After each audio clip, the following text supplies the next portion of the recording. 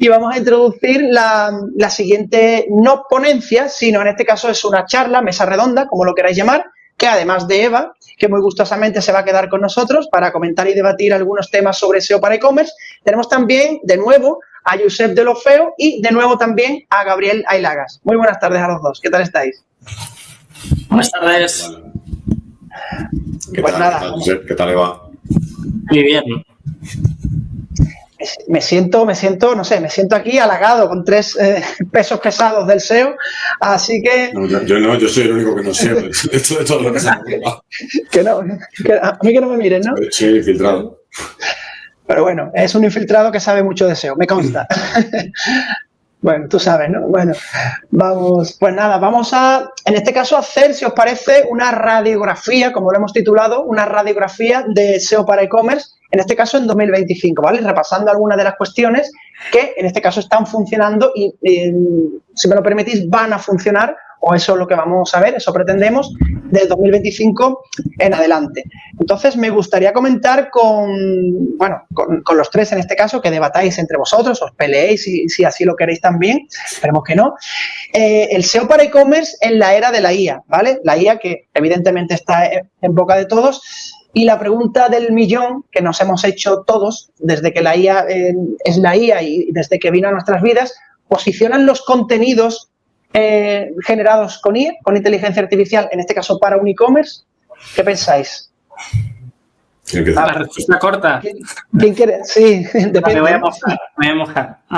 voy a mojar porque, mira, justo es una pregunta que hará 2 meses nos hicimos internamente en el equipo, porque tenemos un equipo de creación de contenidos y en 30 proyectos, también os doy contexto, veníamos de trabajar con 13 redactores y hemos pasado a trabajar con 2. Y para cada proyecto hemos hecho un custom GPT con toda su documentación, identidades de marca, y claro, todo el contenido lo estamos haciendo así. Entonces, ¿qué hemos hecho? Hemos realizado un estudio de los últimos 6 meses, que estos 30 proyectos hemos creado unos 150 contenidos y hemos analizado, pues lo dicho, ¿no? Si estaban indexados sí o no, qué impresiones estaba teniendo, posición media, tráfico y, evidentemente, la navegación del usuario, ¿no?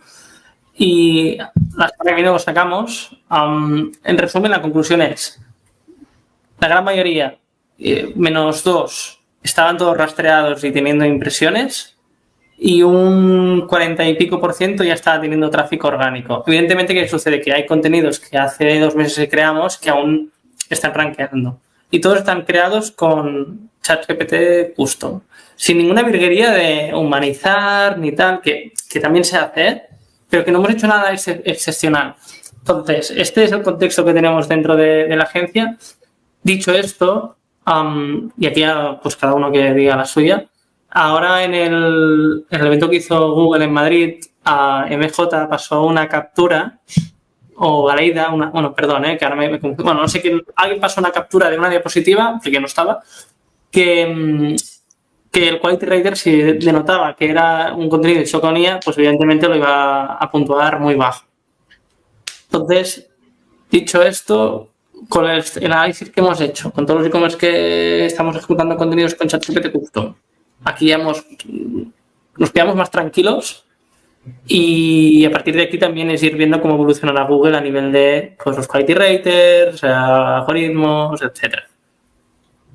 Este es el contexto que yo tengo.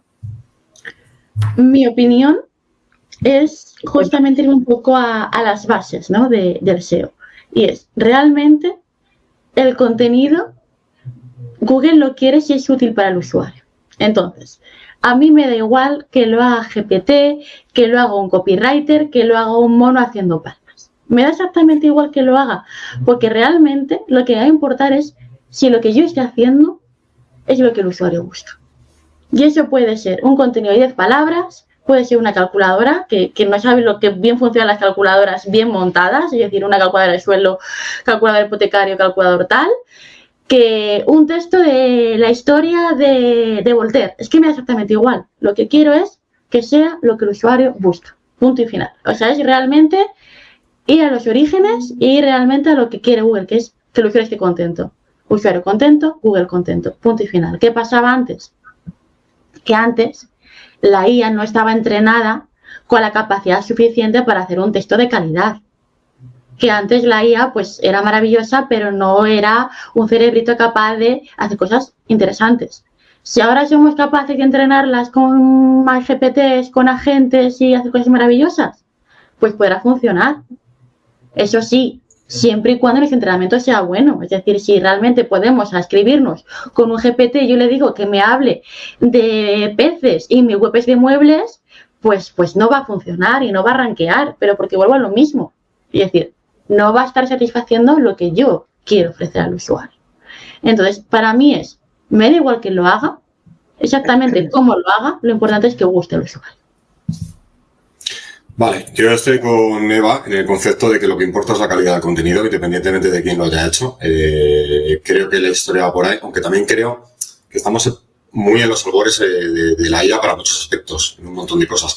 Y si me creo lo que decía también Josep, de que se ha dicho que el quality rate baja si se detecta que sí, lo cual es un absurdo, entre comillas, en tiempos en los que Google te está cascando la serie de overviews y te está metiendo IA en la SER porque ellos lo valen directamente, ¿no? Entonces, es decir, ¿qué quedamos? La IA es buena, es mala, la usáis, pero luego la penalizáis, es lo que hacemos, ¿no? Vale, dicho esto, mi experiencia es que sí posiciona también. Yo que sé, hace un año, por ejemplo, me acuerdo que durante unos cuantos días estuve metiendo contenido a saco al e-commerce que tengo yo, que es el que publico en más de 20 idiomas, que vendo en toda Europa, y le estuve metiendo contenido, pero contenido con IA, con Dinobrain, hecho, pero en plan churros. Y se ha posicionado la mayor parte. No voy a decir que todo, porque evidentemente no, pero se ha posicionado la mayor parte y la mayor parte recibe clics. Muchos pocos, dependiendo de la competencia, dependiendo de la keyword, pero se posiciona y recibe clics. Entonces, posiciona. Luego también tengo la experiencia de que, bueno, hoy en día la IA, Dinobrain, por ejemplo, le hemos dado todo el mimo que hemos podido darle, aún así, pues hay veces que le cuesta a lo mejor terminar de captar keywords concretas específicas, ¿no?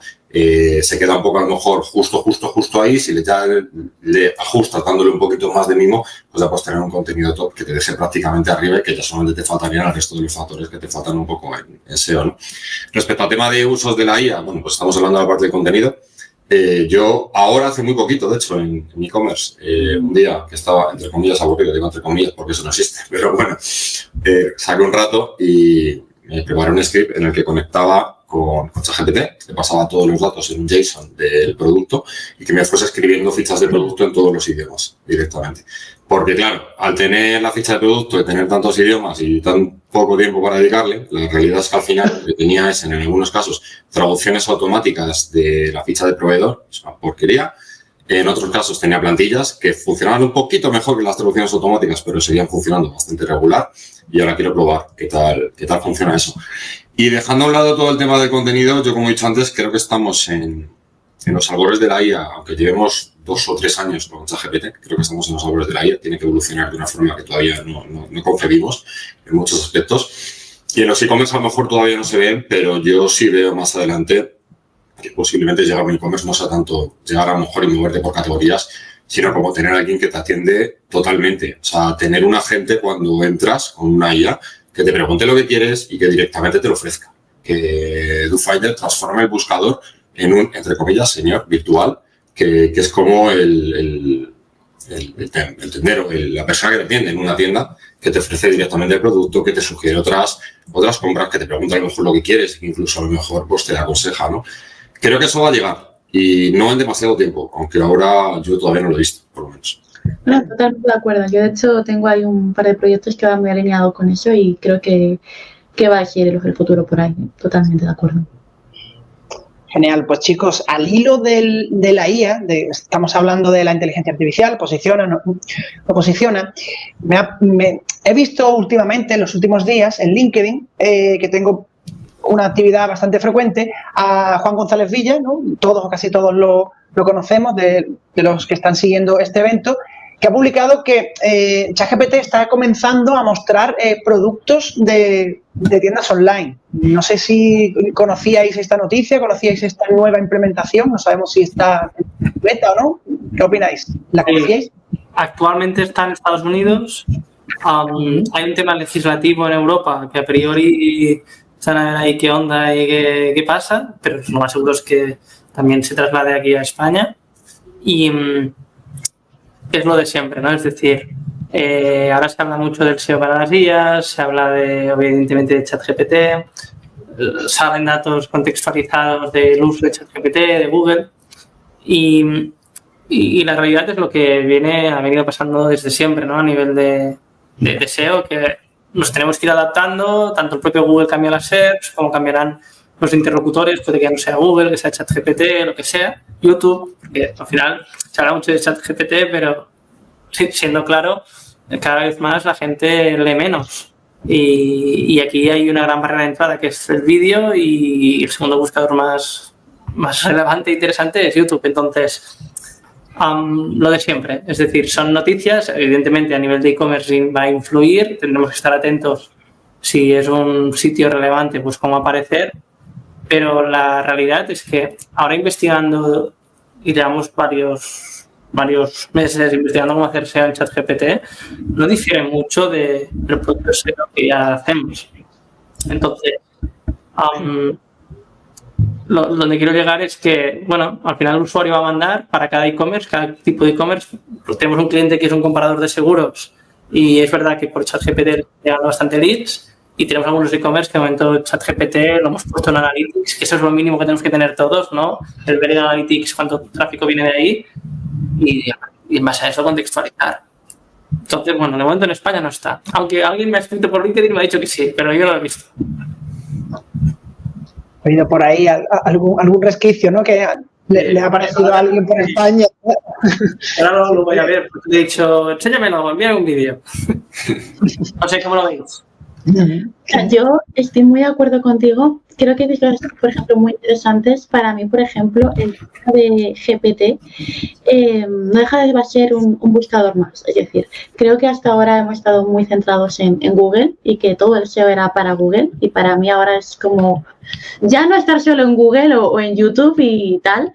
Es decir, ¿qué está posicionando GPT? Yo ya me he estado volviendo loca haciendo pruebas en Casa Libro, que es donde soy la SEO manager, ¿no? De qué está posicionando ahí y realmente qué es lo que tiene en cuenta. Y aquí un pequeño tip, como decía, aparte de tener muy claro en GA4 todas esas búsquedas, por favor, si no lo tenéis atribuirlo, por favor, lo primero. Y lo segundo es intentar tener Bing Webmaster Tool. No lo tenemos todos, entonces quien no lo tenga, que se lo ponga, porque GPT no deja de ver de Bing. Entonces, creo que es un tip bastante útil, que no deja de darnos pequeños insights que a lo mejor no teníamos en consideración, y que a partir de ahora, pues, que tengamos eso también en cuenta, cositas que pueden surgir. Que para mí, te lo juro, GPT va a tener cada vez más presencia y es algo que no podemos obviar. Ya no es solamente SEO para YouTube, SEO para Google, es SEO también para las guías. Cada vez tiene más presencia, eso está clarísimo. O sea, y cada vez va a estar más ahí. Lo que pasa es que yo creo que Google va a pelear muy caro su monopolio y no se va a dejar a priori que se le suban encima. Por eso está metiendo la IA pensando que es una buena idea, que yo no lo tengo tan claro. Pero bueno, y por eso va a seguir haciendo cosas. En definitiva, yo creo que no hay que perder de vista a todo lo que es el SEO en general en ChatGPT, con productos, sin productos, como sea, pero que de momento está muy lejos todavía de ser algo representativo a lo que valga la pena como tal meterle esfuerzos. O sea, no hay que perderle vista porque cualquier día a lo mejor sí puede empezar a despuntar.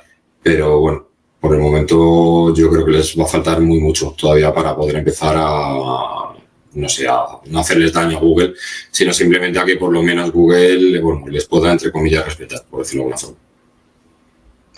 Genial, genial. Pues nada, dejamos a un lado de momento, ¿no? el tema de la IA, y me gustaría abrir otro melón, si lo queremos llamar así, y es que para todo aquel que esté comenzando con su tienda online, ¿qué es mejor o qué recomendáis priorizar atacar, ¿no? En este sentido, fichas de producto, categorías, comenzar aportando, compartiendo contenidos dentro del blog de ese e-commerce. Si tuviéramos, como hemos comentado antes en la mesa redonda anterior, si tuviéramos tiempo limitado y presupuesto limitado, ¿qué priorizaríais cada uno de vosotros?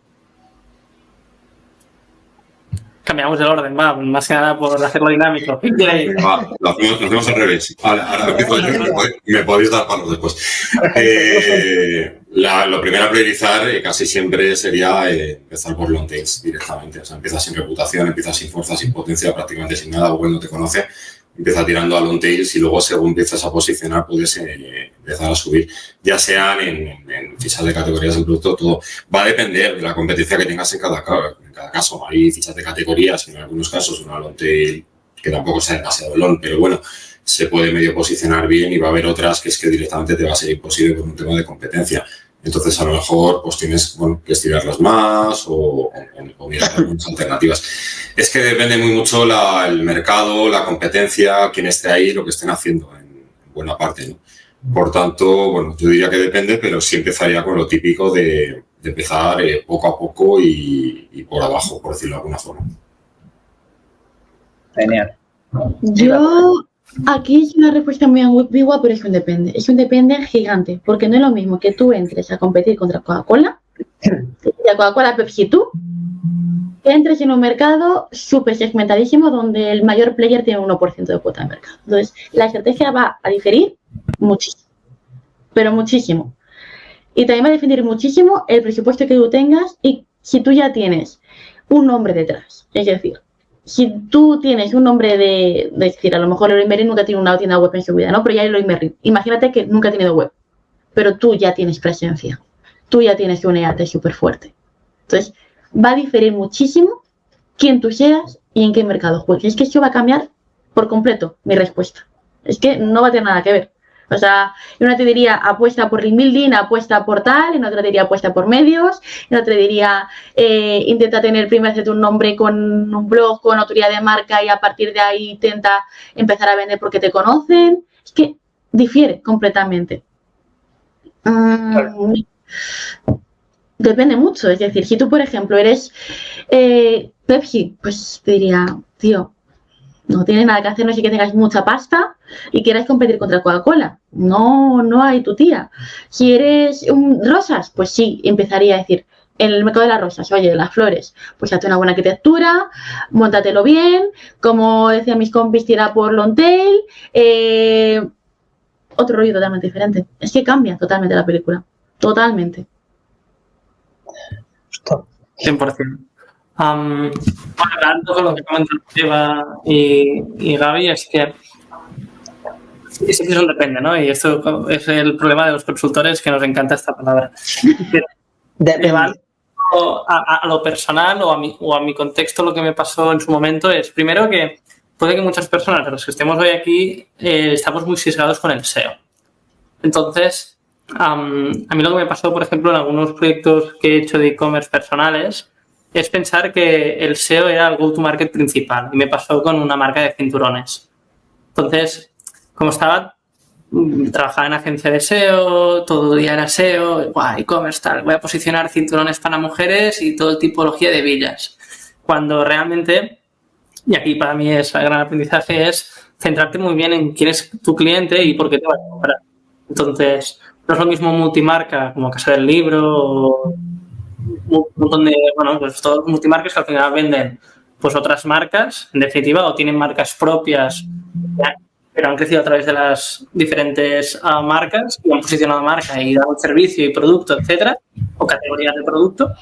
Y la marca propia, en este casuística, que difiere un montón, ¿no? Al final tú vendes una propuesta de valor, una diferenciación del mercado, características concretas, etcétera, ¿no?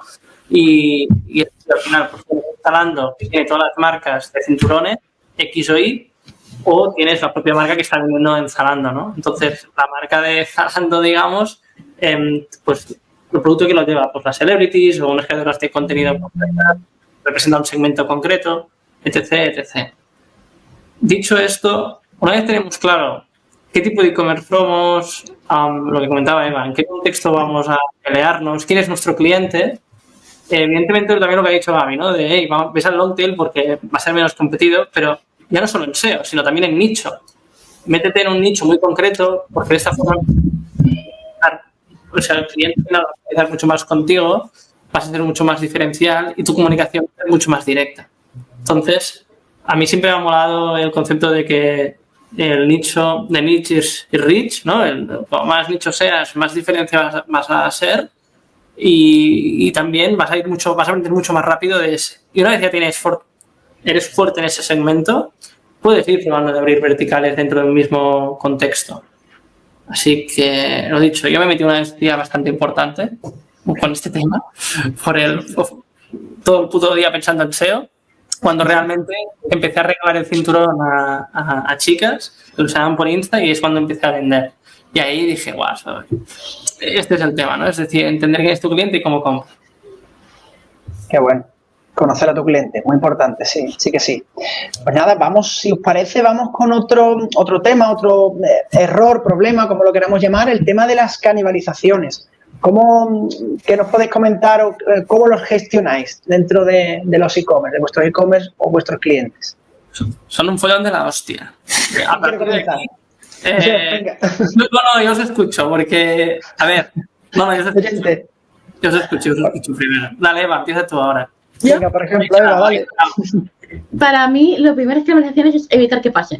Entonces, antes de nada no sabéis, cuando tenéis un equipo muy grande, el descontrol que se puede hacer porque se empieza a crear contenido sin saber que existe contenido previo. Entonces, para mí, el punto 1, la base siempre soy de ir a los cimientos, es concienciar a vuestro equipo de que antes de crear contenido hay que consultar si existe ese contenido, ¿vale? Es una formación personal, ¿vale? Cuando estáis en empresas, tenéis un equipo, ya no solo digo de SEO, sino un equipo, me refiero a un equipo de producto, un equipo de marketing, un equipo interno en la empresa. O si sois agencia, hablar con cliente, con el CMO, con quien tengáis que hablar, con el CTO, con whatever, no me importa. Pero una formación interna en el que no me puedo dedicar a solucionar canibalizaciones cuando están creando continuamente. Entonces, para mí es, primero, el mindset interno de que la empresa se acostumbra a no crear contenido sin antes consultar si existe una intención de búsqueda por la que ya existe una URL creada, por la que ya existe contenido, ¿no? Y en ese caso, ¿no? Pues si vemos que ya existe, nutrir esa misma URL y no crear una diferente que vaya a atacar a lo mismo, ¿no? Entonces, para mí, el primer paso es evitarlas. Paso número 1. Cuando ya lo tengo, cuando ya tengo el pastel montado, cuando ya no me queda de otra, ¿no? Pues ya es cuando digo, ¿qué hago, no? Tengo 2, 3, 4, las que pueda tener, ¿no? Pues lo más coherente, ¿no? Dependiendo es decir si es positiva o negativa. Ya que la tengo, no todas las canibalizaciones son malas. Punto número 2. Tengo canibalización. Ahora es una simbiosis, tengo primera y segunda posición. Ostras, no toques nada, te ha tocado el gordo. ¿Vale? O sea, no tengo una canibalización negativa. Punto número 2. Es decir, es buena. Ostras, chiringuito montado. Que no se toque nada, ¿vale? Ahora sí, estamos en posición 13, en posición 17. Pues sí, pues ahí tenemos un problema, tenemos problemitas. Entonces, ¿ahí qué haría? Pues depende, analizaría un poco el contexto. La respuesta más corta, lo que hago en el 80% de los casos, unificar contenido y redirigir. ¿Que eso es aplicable a todo? Pues no, porque también depende, pero esas son las soluciones más habituales. Claro, justo. Yo me he encontrado canibalizaciones muchas veces en lo que es la ficha del producto, canibalizando con lo que se pega, entre comillas, la página de marca, que al final la página de marca no deja de ser un filtrado, un facetado, por decirlo de alguna forma, que sí que lleva su contenido extra, su título, que está preparado para posicionar, y que la intención en muchos casos es posicionar la marca, cuando sobre todo se está buscando comprar el producto solamente indicando la marca, no indicando especificaciones concretas del producto, ¿no? De manera que te salgan por las diferentes variantes que tenga, pero no te salga uno de los productos concretos. Y sin embargo, por muchos esfuerzos que hagas muchas veces para tirar por ahí, Google se empeña en que el producto te lo pone 4 o 5 posiciones por encima y la marca te la pone por detrás. Y llega un momento en el que acabas diciendo, mira, pues eso, a la marca le casco un no index, le quito el contenido, se lo paso al otro lado de lo que puede integrar, y al final acabo priorizando el producto porque Google es lo que quiere y punto. Y el día que tenga que quitar el producto, pues ya veré si 301 o 410 o lo que toque en función de. Pero bueno, de momento, al final, pues Google tiene la razón y que se quede con lo que para él a priori es más interesante, ¿no? De esas, bastantes y bueno, tirar un poco por ahí. Otro, con tema de canibalización, es otra cosa que suele ser también un poco puñetera, por decirlo de alguna forma, cuando tienes un blog. Empiezas a intentar que si por el blog lo informativo y por las categorías y tal, lo transaccional. Pero de vez en cuando se te cruza y el blog te empieza a canibalizar con categorías y tienes pues que hacer parecido, más o menos. Priorizar un poco lo que hay, intentar darle evidentemente más, en este caso, más a lo transaccional y a la que puedas intentar pues mover, quitar, limpiar. Lo bueno, por lo menos, de la parte del blog es que si te cargas o quitas una URL, pues dentro de cabe. Bueno, lo malo del otro es que si tienes un producto que ya estaba facturando y estaba entrándole tráfico por una keyword que no era la que canibalizaba del otro lado, pues tampoco te puedes cargar la URL, ¿no? Tienes que lidiar un poco. Pero, como venimos diciendo en las anteriores ocasiones, depende de qué tipo de canibalización, depende de lo que te esté canibalizando y depende de la situación al final, ¿no? Dicho esto, sí, lo que había dicho Eva antes, canibalizaciones que estén en posiciones muy altas, bienvenidas sean, evidentemente, y a la que baja un poco, pues hay que ver un poco cuál es la mejor manera un poco de gestionarlo en función de las circunstancias y de lo que te está canibalizando en concreto. Pero hay que trabajarlo, porque si no, se va a quedar ahí. Claro, justo como esta pregunta que nos está llegando por aquí, se supone que en principio sería una canibalización buena, ¿verdad? Como dice por aquí Laura Centeno, ¿qué hacéis con las canibalizadas en posiciones 1, 2 y 3, ¿verdad? Claro, como decía Eva, no tocarlas. Tocarlas, dejarlas ahí, que se sigan canibalizando, ¿verdad? 100%. Bueno, muy alineado con lo que habéis comentado y parece una tontería, pero en Search Console es una locura detectar canibalizaciones. Entonces, utilizar herramientas, y aquí parece que haga promo, pero es que la verdad, como DinoRank, que con 2-3 clics las ves. Después, aquí lo importante es entenderlas. Y ese creo es el ejercicio. Pero, en definitiva, es evidentemente lo que ha comentado Eva, ¿no?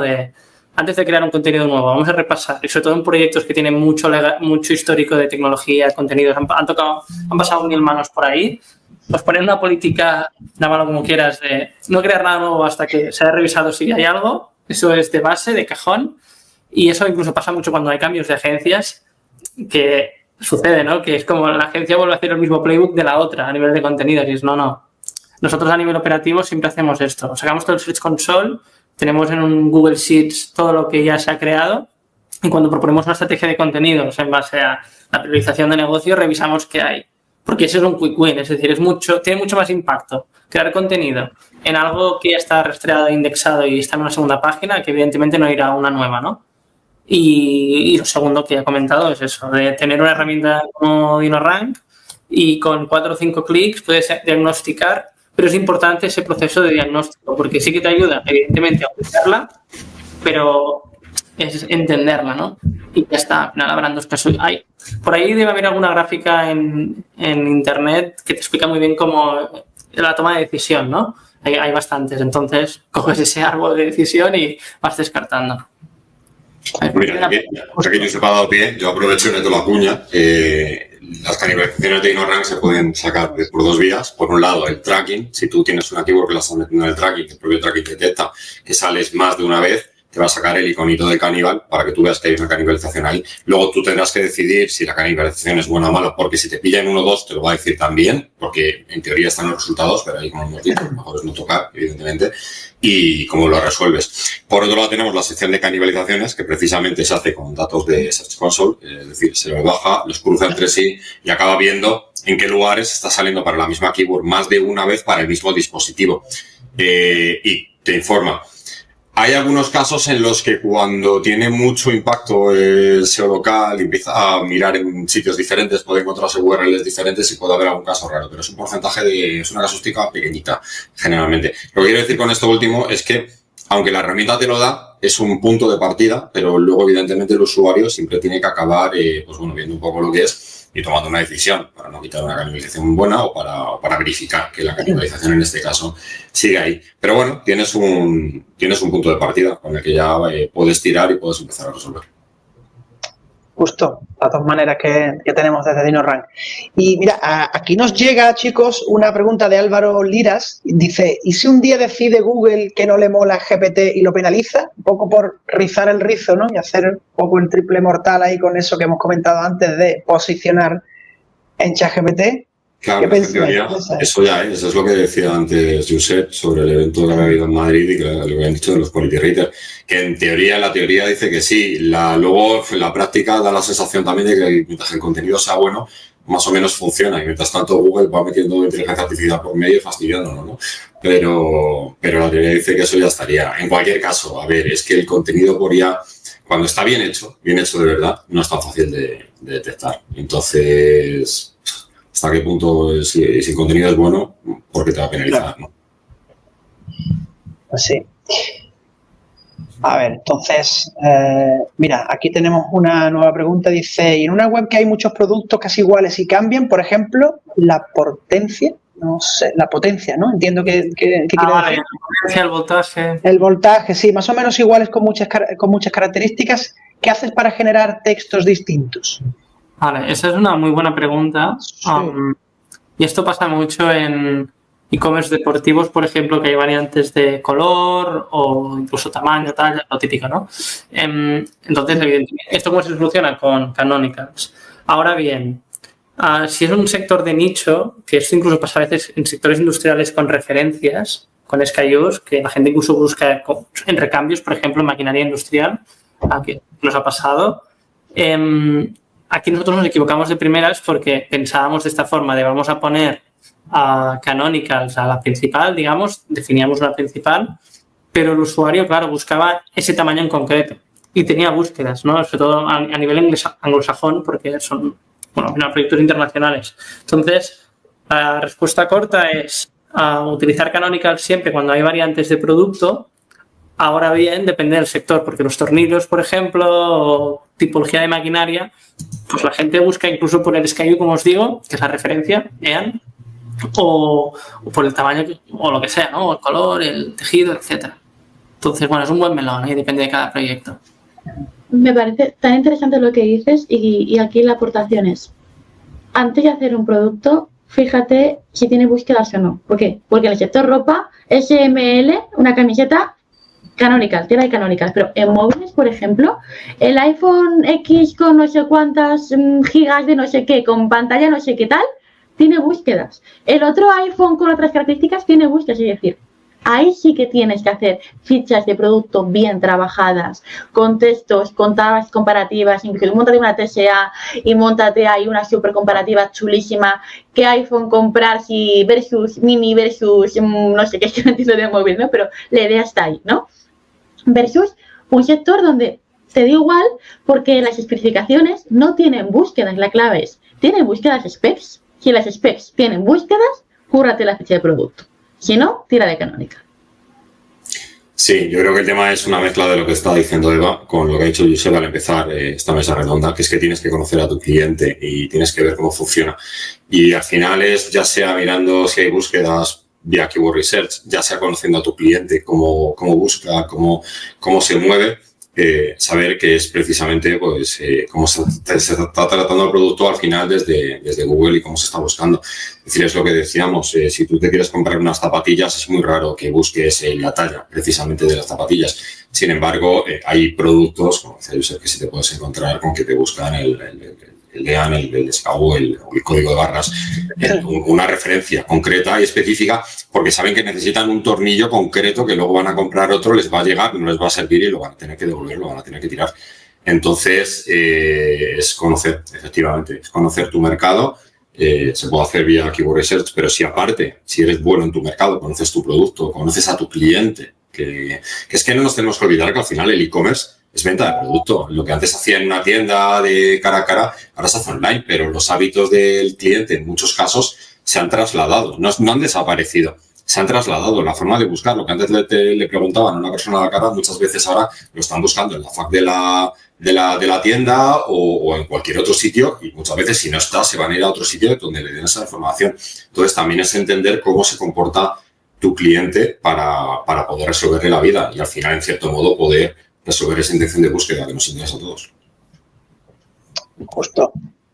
Creo que teníamos por aquí otra pregunta. Mira, por aquí nos llega la pregunta de Ibrahim. Dice, ¿cuál es la mejor forma de trabajar las keywords estacionales en e-commerce como el Día de las Madres o Navidad? Creo que muy buena pregunta, ¿verdad? Las estacionales.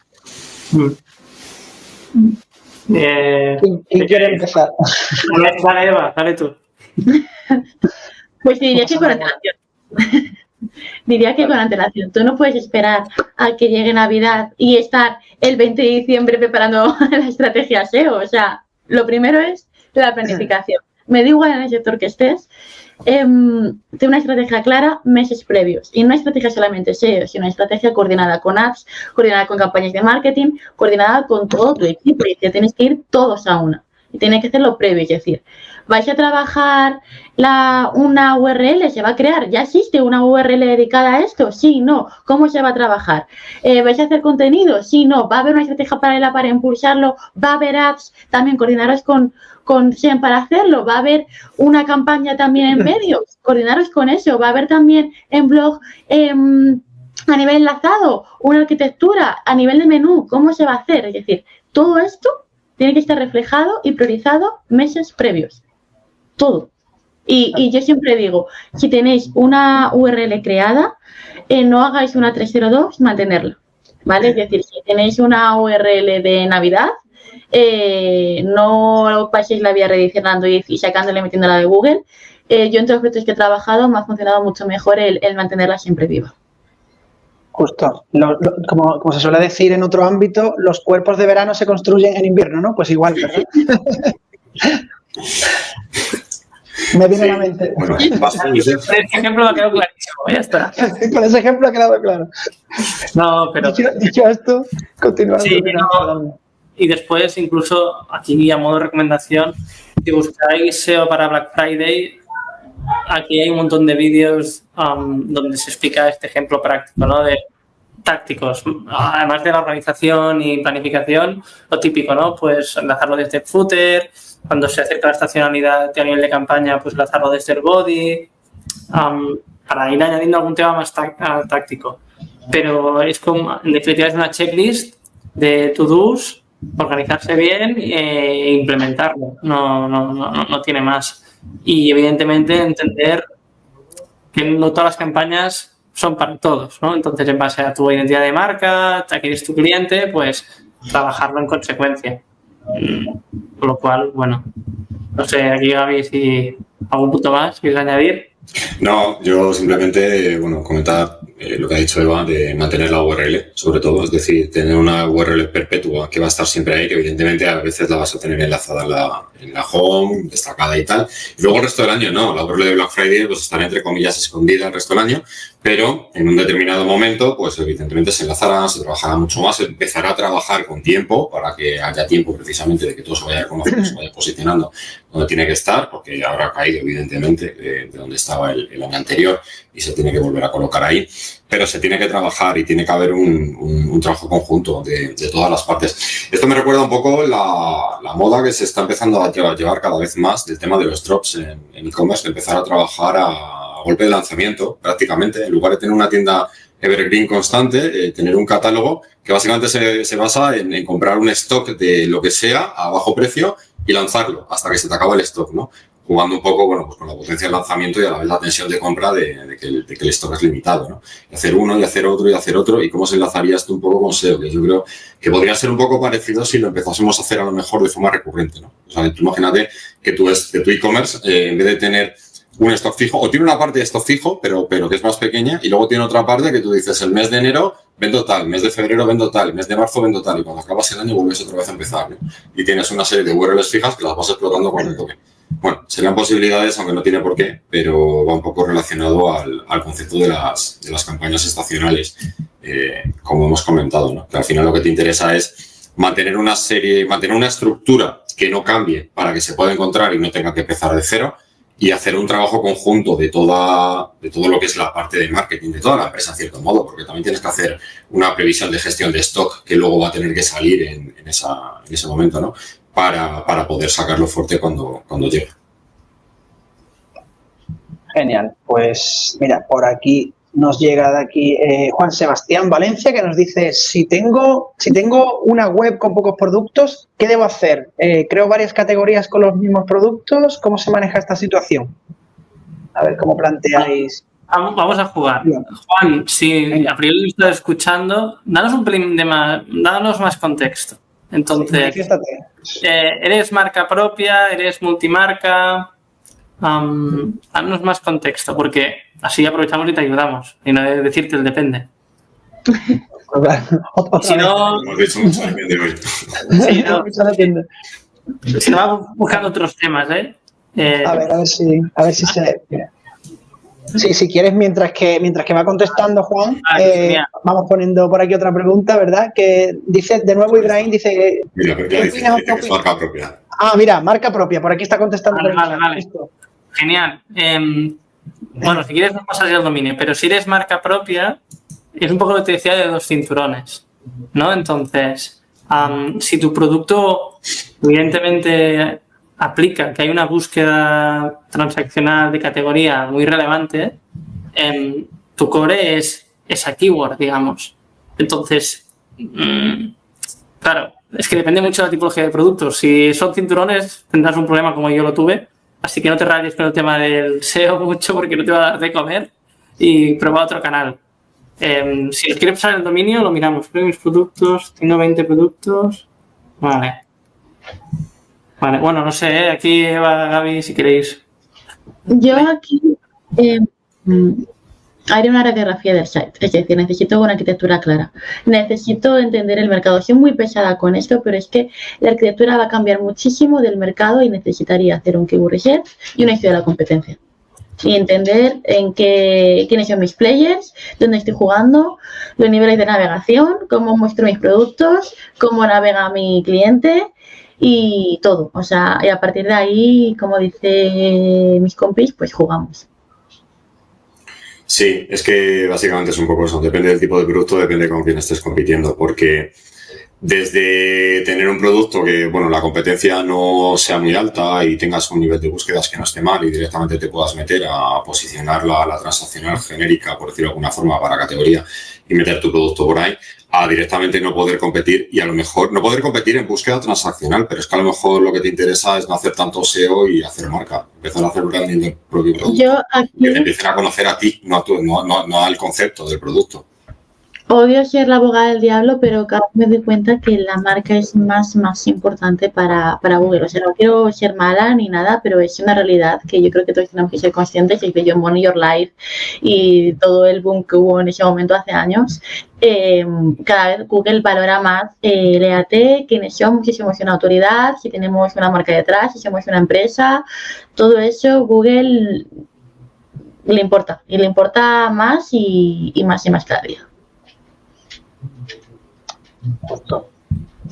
Estoy ahí a ver si nos da el dominio, pero de momento no se manifiesta con el dominio, no se manifiesta. Pues nada, mientras, mira, tenemos por aquí más preguntas.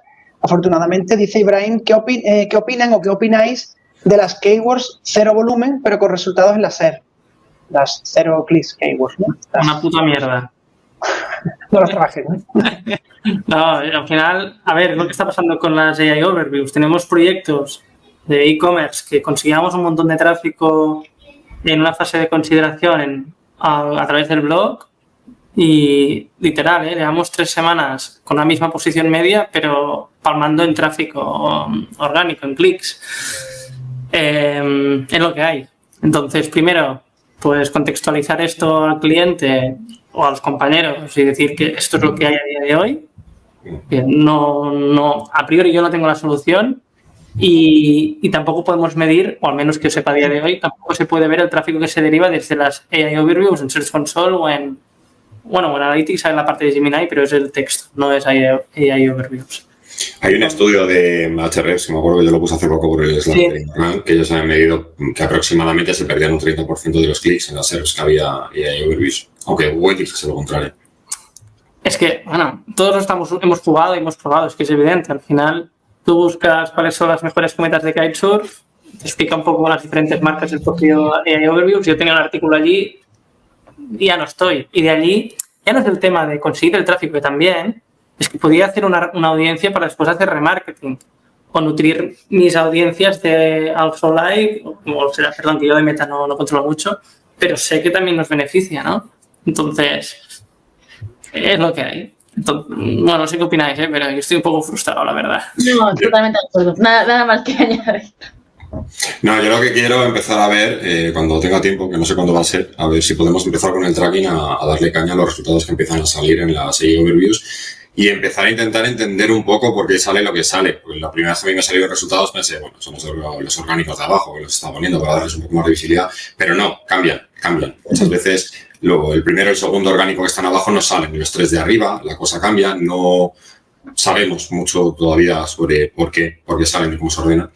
Y en algún momento tenemos que empezar a verlo porque hay un melón también, evidentemente. En el momento en el que la serie overview salen al principio, te restan clics a todo lo que hay abajo. Si antes con todos los elementos de Universal Search, el bloque de preguntas, el pack local, no sé qué, no sé cuántos, ya todos los resultados orgánicos ya le restaban un montón de clics, ahora con esto ya directamente los matan. Pero esa cajita de 3 resultados que salen a un lado sigue siendo un salvavidas, ¿no? Y en muchos casos conseguir aparecer ahí puede estar bien. A ver, lo han hecho en la fase informacional porque ahí no les va ni un duro, así de claro. A ver, el problema real que yo, y esto ya es off topic total, pero que veo por ejemplo, hablar con el tema del shopping de ChatGPT, es que lo tendrán que monetizar de alguna forma. En algún momento esta gente tendrá que ganar dinero. Entonces, claro, si Google va a jugar al mismo juego y empieza a hacer esto, no sé, tendrán que buscar una forma de monetizarlo, porque de momento en la fase transaccional AI Overview bueno, el estudio de Href salía también este tema, hay nada o casi nada, o al menos en España. Sí, pero en la fase transaccional buscas conseguir el producto o el servicio, entonces al final lo que te cuenten en cierto modo se te acaba quedando corto, claro. Sí, y sobre todo es esto, resaltar que yo cuando entro en los e-commerce, y aquí mira, pues se va con la parte de la casa del libro, tú miras un Analytics, ahora me sonríes y ya está, pero gran parte es que es Google Ads. Y dentro de Google Ads es shopping. Entonces, cuando en otros proyectos que yo he trabajado de e-commerce tochos que son multimarcas, el SEO es importante y tal, es verdad, pero a día de hoy sigue pagando la fiesta Google Ads. Con lo cual, una vez que ya has trabajado en la fase transaccional, creo que tenemos lo que decíamos antes de YouTube. O sea, para mí el gran filón para crear en un multimarca, por ejemplo, toda la estrategia chula de contenidos a nivel de la fase informacional es a través de YouTube. Y aquí es donde, bueno, hay ejemplos muy buenos, PC Componentes lo hace muy bien, Football Emotion lo hace muy bien, Plátano Melón lo hace muy bien. Que al final estamos hablando de ya no solo SEO, sino es que el SEO es que en toda la estrategia de contenidos bien planteada no tiene mucho sentido, ¿no? Pero bueno, que sí, que podemos estar una hora llorando sobre este tema, pero que no vamos a cambiarlo. No hay más. Okay.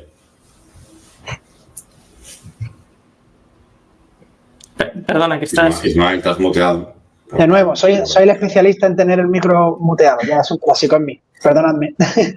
Bueno, tenemos aquí una última pregunta de una persona que está iniciándose en el mundo del SEO, se llama Dean Romero, espero que no me la guarde, que dice: yo tengo una duda para mi Super Eva, ¿cuál es la parte más complicada a nivel de SEO técnico de un e-commerce grande como la Casa del Libro? Bueno, lo primero, un súper abrazo desde aquí, Dean, para ti. Y a nivel técnico, yo creo que primero hacer una web tan grande con miles y miles de URLs para empezar a scrapear todo y tener una biografía clara es ya complejo de por sí, ¿no? Es decir, sobre todo porque hablamos de una empresa muy grande donde hay que crear evolutivos y proyectos muy grandes y a lo mejor tocar una parte técnica significa reunirte con 10 personas, crear un equipo de IT y crear muchas reuniones. O sea, es algo complejo, ¿no? Incluso diría ya el empezar a tocar. Entonces yo diría que es complicado y aquí el reto, que yo soy una persona de esto, pero cuando nos enfrentamos a web con muchas verticales es priorizar por vertical. O sea, no podemos llegar a todo. Somos humanos, no, yo soy Eva, tengo 2 manos, 2 ojos y soy quien soy, ¿no? Entonces, creo que para mí el gran secreto de las webs muy grandes es el saber priorizar, el saber entender que no todo convierte igual, que no todo te retorna igual, ¿no? Entonces, tener metodologías y trabajos muy claros, es decir, saber cuáles son los principales problemas y no intentar irte al 5 nivel de profundidad e intentar estar horas y horas scrapeando y buscando si tienen titles duplicados URLs del blog, sinceramente. Entonces, yo aquí creo que lo primero es ser consciente del foco y tus recursos. Creo que en webs muy grandes el mayor inconveniente que hay es la pérdida de foco, sinceramente, que a nivel organizativo puede haber muchas cosas técnicas, que hay momentos que hay un problema, o sea, que hay un freeze porque hay un día importante, como por ejemplo es el día del libro, que hay un freeze durante 20 días y no se toca nada a nivel técnico y no se puede scrapear nada y no se puede decir nada, el caché está lo que se ha bloqueado, es decir, ser consciente de eso. Entonces, para mí es tener muy claro el paradigma, y a nivel técnico el priorizar. Es decir, yo tengo que tener una radiografía súper clara de mi web y contextualizarla con el negocio y con la competencia y a partir de ahí priorizar y saber cuál es mi filón, es decir, lo que es mi coherencia. Coger un hilo y tirar de ese hilo. Y cuando ya tengo ese hilo resuelto y lo haya medido y haya visto si haya visto bien o mal, me voy con otro hilo. Y voy así segmentando. Yo no puedo decir abordo 20 verticales y me pongo con 2 países más y ahora me pongo con Colombia y mañana le cojo el blog y pasado me hago tal. ¿Por qué no? Porque no tiene sentido, porque era una empresa de foco total, porque ahora veo que AFNAC sube esto y yo soy más y mejor. No puedo, o sea, no puedo tener 50 proyectos abiertos. Entonces, en webs muy, muy grandes, más vale ir poquito, seguro, medir, ir avanzando, que querer abarcar, y me ha pasado además con proyectos internacionales en 20 países, que decir, es que ahora quiero empezar con China y no tengo España bien, y ahora quiero abrir mercado en Portugal y no da la vida, pero no da la vida ni a mí ni a los SEOs, porque no tienen el foco claro, ya podemos ser tropecientos en el equipo, es tener muy claro las prioridades y tener un roadmap definido y medir mucho y no hacer cambios a 20 a la vez porque no sé si esos 20 con una función del cual no. Claro que sí. ¿Algo que añadir, chicos? No, pero es verdad, al final los proyectos, o sea, tiene mucho mérito porque ya no solo es un tema de ser SEO, sino también es un tema de project manager, de saber comunicar o entender qué es lo que quiere un developer o qué es lo que quiere un responsable de marketing o el responsable de e-commerce. Entonces, hay mucha política. Y como no tengas esa inteligencia emocional con todos los diferentes interlocutores, es que después eres el malo, porque el SEO siempre va como a tocar a la puerta a todo el mundo, al de catálogo, al técnico, al de PR, eres el malo. Entonces, bueno, es un retazo. Sí, y esto os lo recomiendo independientemente del tipo de sector en el que trabajé, ya sea B2B, B2C, e-commerce, el sector que sea. Trabajar mucho las soft skills. Como SEO vais a tener no solamente que trabajar, sino poner en valor vuestro trabajo, es decir, como dice Josep, es decir, comunicarlo pues si estáis en agencia al cliente, si estáis dentro de una empresa en cliente final, pues al CTO, al director de e-commerce, al CMO, al quien os toque, es decir, tenéis que saber y hablaros y de repente hablar el lenguaje súper técnico con el programador, como hablar de KPIs con el CEO, porque os va a tocar. Entonces, es muy importante también tener esa habilidad de la comunicación. Estaba pensando, Ismael, que tenía que seguir presentando yo. No, se ve que habrá habido, espero que no, un amago de apagón por aquí, por el sur de España. Pero no, por Dios, no fastidies. Que no se vuelva a repetir, ¿verdad? Ese apagón. No, Dios nos libre, vamos. Ha sido un pico bajo de internet, así que nada.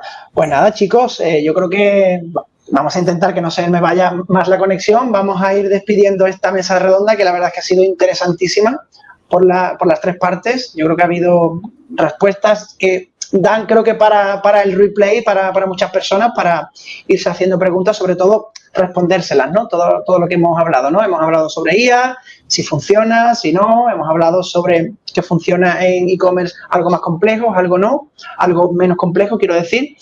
Y nada, en este caso, si te parece, Gaby, te quedas por aquí conmigo, ¿vale? Para ir despidiendo un poco el evento. Y Eva y Josep, pues nada, infinitas gracias a los dos de nuevo por haber estado aquí con nosotros una vez más. Sí, yo también le quiero dar las gracias tanto a Eva como a Josep por haber estado en la mesa redonda, por haberse marcado 2 pedazos de ponencias para verse otra vez despacito en las 2. Bueno, al final yo soy de la casa y yo estoy aquí un poco para rellenar, ¿no? Pero sabes lo que se puede ver, ellos se han aportado muchísimo y es muy de valorar pues, que estén aquí precisamente para darle más cancha al evento. Muchas gracias, chicos. Un placer, vamos, es todo mío. Todo lo que necesitéis. Muchas gracias. Perdonad que estoy hecho ya una mierda, así de claro, todo el día, pero que creo que estáis consiguiendo que talento del ecosistema español venga y comparta y rememos por una herramienta que yo siempre lo he dicho, que tengo muchas ganas de que en España DinoRank lo pete, pero se vaya fuera de España, porque, bueno, primero por un tema de facturas, que así los IVAs me los saco, y por lo demás, porque realmente es una gran herramienta y lo estáis haciendo muy bien. Así que también daros las gracias de montar todos estos saraos, porque es curro. Lleváis 4 horas, ¿eh? Son 4 horas de directo, joder, es. Por en directo. Felicidades. Dicen que la sarna con gusto no pica. Totalmente. Somos unos apasionados de esto y la verdad es que en la mayoría de los casos no nos pesa. Pese a que el cansancio, ¿no? es evidente, ¿no? Pero no nos pesa porque nos gusta el SEO y al final pues lo disfrutamos, ¿no? Así que nada, lo dicho, chicos, muchísimas gracias por vuestro tiempo y por estar de nuevo por aquí con nosotros. Un abrazo muy grande a los dos. Un abrazo. Bien, chao. Chao.